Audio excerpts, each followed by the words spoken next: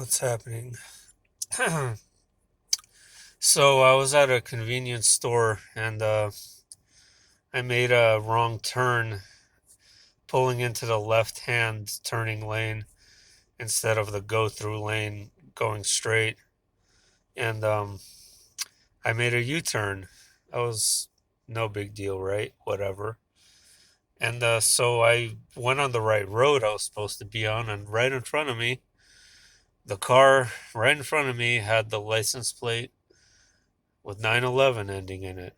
So it's like I almost purposely, deliberately made that decision to make that wrong turn. Just seems utterly absurd. I don't know. I'm going to mention convenience stores because I had a dream about one. Very weird dream, and our president is in that dream. But before that, I just want to mention that 923 came and went. As you know, 923 is all over petgoat2. And it's obvious that it's not a date. If it is a date, then it's not of our Gregorian calendar. If it aligns with the Jewish calendar, then that would put us around the beginning of November if it still is a date, but I don't even think it is.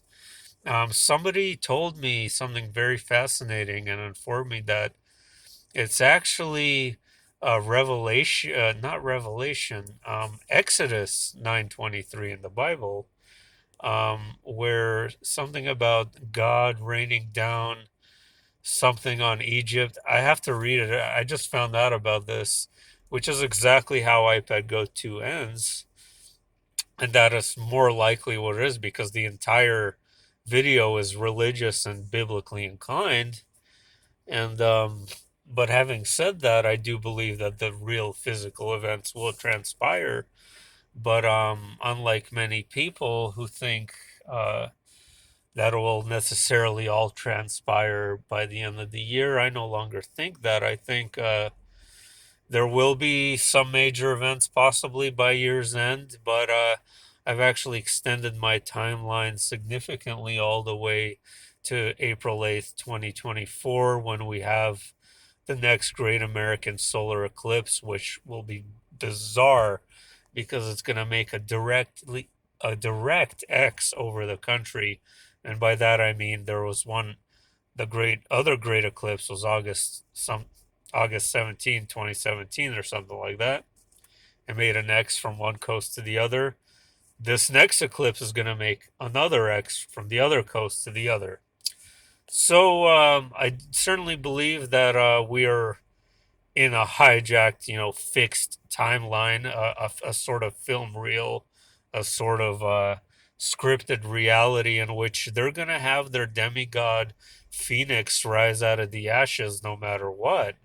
Um, the only way, uh, the only way at this point it's possible for them to fail at their venture is if the whole of humanity stood up and just kind of fought against it and just basically raise their hand, say, well, we don't comply with this, we don't comply with this timeline, we don't agree with this, we want to live peacefully, and we don't consent to you casting magic spells to bring about your gods, your solar gods, your gods of other types or whatever. But I do believe it's destiny and it's bound to transpire because that is just the direction we're heading. That is because of the bizarre earth changes taking place, and there's now new cracks opening up in the earth and strange weather, and this is all related to this birth process, the water, the flooding, the fire. The fire is pain, right?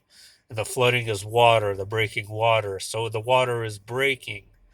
It's breaking to bring about the phoenix who will rise out of the ashes. And by ashes, I mean we're talking about, I don't know, the majority of life on Earth being extinguished.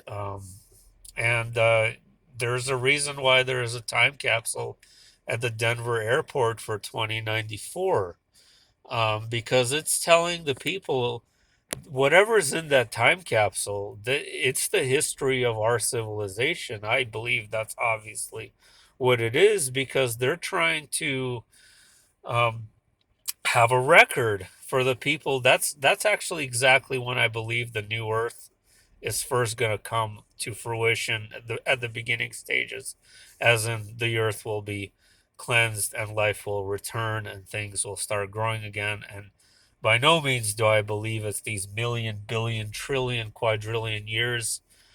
These things, the life could restore on Earth very rapidly, and it could be destroyed very rapidly, and things change in the blink of an eye from one to the other. I don't believe there are obviously are gradual changes as well, but I believe that there is also sudden shifts when we shift from one to another in a very short amount of time.